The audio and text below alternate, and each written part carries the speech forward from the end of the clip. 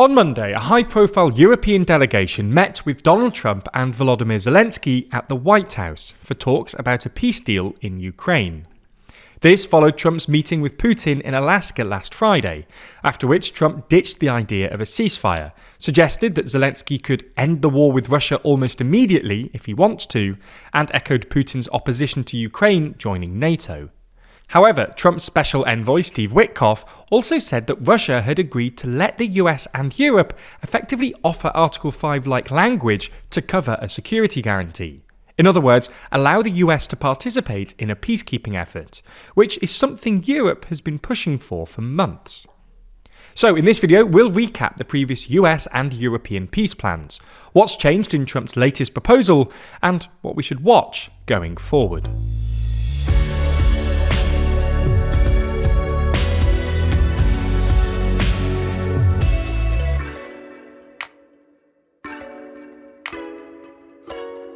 Dive deeper into politics with our magazine, Too Long. Yes, we made a real physical magazine. In the latest issue, we discuss if Europe can really defend itself, why people like Putin get away with it, and if we're observing the end of the American order. Find out more by clicking the link in the description.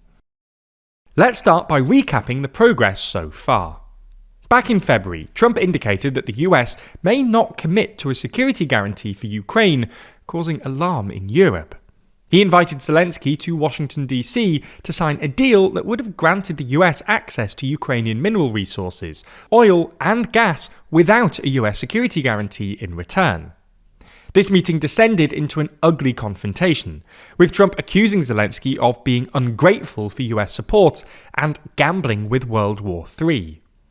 European leaders were horrified and met in London for emergency talks, which produced the idea of a coalition of the willing. This is a multinational security backstop for Ukraine in the event of a ceasefire or peace deal, which would involve peacekeeping troops stationed on the ground in Ukraine, fighter jets patrolling the skies, naval vessels clearing landmines in the Black Sea, and potentially military experts and engineers being sent to Ukraine. In the meantime, a 30-day ceasefire proposal tabled by the US in March failed after Russia watered it down from a full ceasefire to a ceasefire limited to energy infrastructure and the Black Sea. And then both sides accused the other of breaching it. In May and June, Russia and Ukraine held several rounds of direct peace talks in Istanbul, which led to an agreed prisoner exchange, but failed to lead to a peace deal. Then last Friday, Trump warmly hosted Putin in Alaska. He spoke of their fantastic relationship and giving their meeting 10 out of 10 in a Fox News interview, and claiming that they were pretty close to a deal on Ukraine.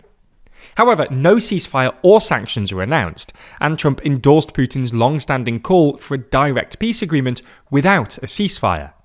A delegation of European leaders then travelled to Washington, D.C. to push back and gain clarity on the US's position. But what's changed in Trump's peace plan since the Alaska summit? Well, as we see it, there were at least three notable shifts. Firstly, the US dropping a ceasefire. Secondly, the US's apparent openness to offering a security guarantee for Ukraine. And thirdly, the proposal of land swaps. Trump's ditching of a ceasefire is the bit that's worried Europe most. Until just several weeks before the Alaska summit, Trump had repeated his demand for a ceasefire, and in May even threatened further sanctions if it wasn't respected. But on Saturday, after meeting Putin, Trump posted on Truth Social, saying the best solution was, quote, to go directly to a peace agreement, which would end the war, and not a mere ceasefire agreement, which oftentimes do not hold up. This aligned with Putin's position, as there's little incentive for Putin to agree to a ceasefire while Russia maintains the upper hand on the battlefield. And Trump also repeated Putin's other arguments, ruling out Ukraine joining NATO and emphasising that there's no chance of returning Crimea. At the talks on Monday, European leaders, who fear that aiming for a full deal without a ceasefire would allow Russia to maintain pressure on Ukraine's front line and ultimately advance further, reiterated the need for a ceasefire, with German Chancellor Friedrich Merz saying, "I can't imagine that the next meeting would take place without a ceasefire. So let's work on that and let's try to put pressure on Russia." European leaders are reportedly hoping to push talks in a direction that Putin will be forced to reject, thereby annoying Trump and raising the possibility of stronger US sanctions. In more optimistic news for Ukraine, though, the US now appears keen to offer Ukraine a security guarantee similar to NATO's Article 5 Mutual Defence Clause, something Putin reportedly agreed to in Alaska. The European delegation on Monday aimed to push Trump for further details, and although Trump didn't make any specific promises, he didn't rule out putting American forces in Ukraine either, and said during his Oval Office meeting with Zelensky, "We will give them very good protection." This marks a notable shift from their meeting in February, when Trump refused to offer any US security guarantee for Ukraine, though it's still unclear what the US will commit to. The next part of Trump's new peace plan is the idea of land swaps. This would likely involve asking Ukraine to give up territory in the Donbass, which comprises the Donetsk and Luhansk region, as per Putin's demand, while Russia will freeze the rest of the front line in return. But Zelensky is obviously likely to resist any territorial concessions, especially if land Russia doesn't already control, as it would validate Putin's invasion and encourage him to push further into Ukraine. And while US Secretary of State Marco Rubio said that Russia might also have to give up some territory in Ukraine, there were concerns that if Ukraine were to cede its so-called fortress belt in the Donbass, it could just be used by Russia as a launchpad for further aggression. So, what's likely to happen next? Well, there's now talk of arranging a bilateral meeting between Putin and Zelensky, which would be the first time the two leaders have met since Putin invaded Ukraine in 2022, followed by a trilateral meeting involving Trump.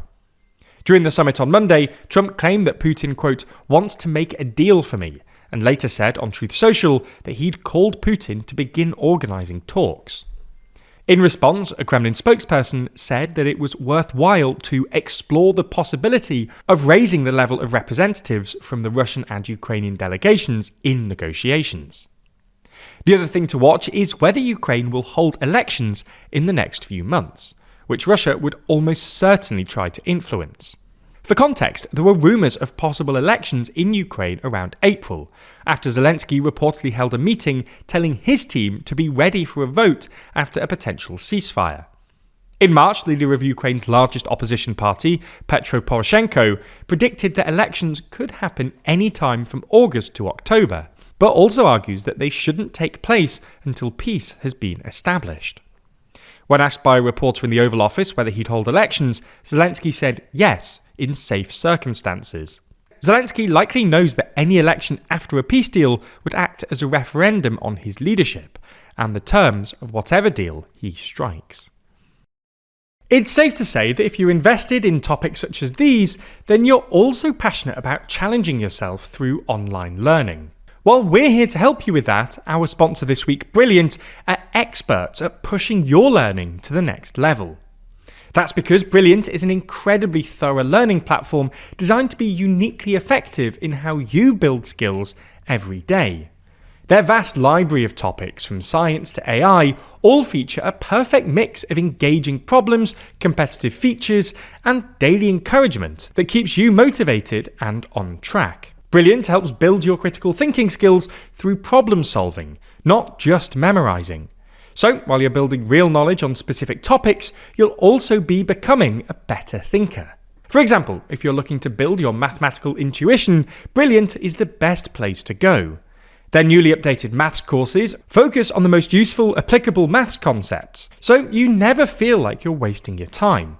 You'll start at the perfect level and work your way up through interactive challenges that bring abstract concepts to life. Whether you're at home or on the go, you can level up your math skills wherever you are. To start your learning journey and try Brilliant for free, visit brilliant.org/TLDR, scan the QR code on screen, or you can click the link in the description.